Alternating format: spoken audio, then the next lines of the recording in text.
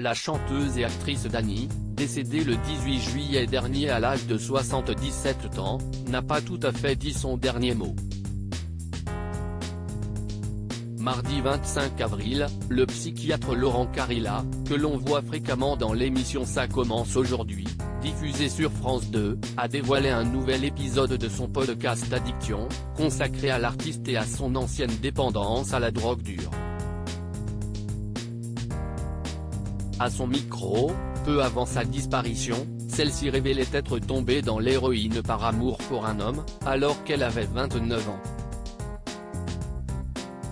Je ne m'étais pas aperçu du tout qu'il vivait avec ça et puis un jour, on est en voyage, je l'attendais et je lui disais, mais qu'est-ce que tu fais, Pierre ? Il m'a sorti le truc, il se piquait, avait raconté Dani à l'addictologue, en expliquant que son compagnon lui avait alors conseillé d'essayer l'héroïne en la sniffant puisqu'elle n'était pas prête à utiliser une seringue. Quand on aime quelqu'un, on partage. S'il a envie de faire du tennis, on en fait aussi, note de la rédaction. Enfin, il me semble.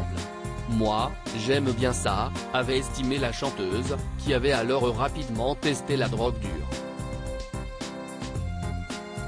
Vous savez, à ce moment-là, on n'était pas du tout instruit sur ça, c'était-elle justifiée. Supérieur à obsèques de Dani, les personnalités présentes pour lui rendre un dernier hommage, une consommation pouvant aller jusqu'à 4 grammes par jour. Questionné sur sa première expérience de l'héroïne, Dani avait affirmé « Je vais vous dire un truc. C'est pas mal. C'est une espèce de sensation qui doit boucher des trous dans les neurones. D'un seul coup, on se sent avoir des ailes.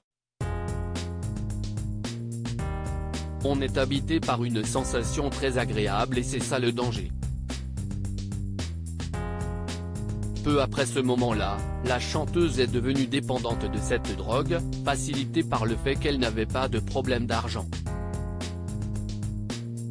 Surtout, je pense que si je suis encore là aujourd'hui, c'est parce que le produit était très bon, déclarait l'artiste, avant de confier avoir consommé jusqu'à 3 à 4 grammes d'héroïne par jour, à un moment de sa vie.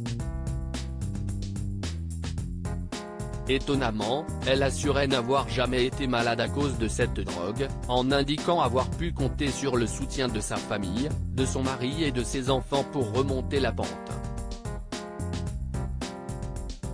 Article écrit avec la collaboration de 6 Médias Crédit Photo, MPP.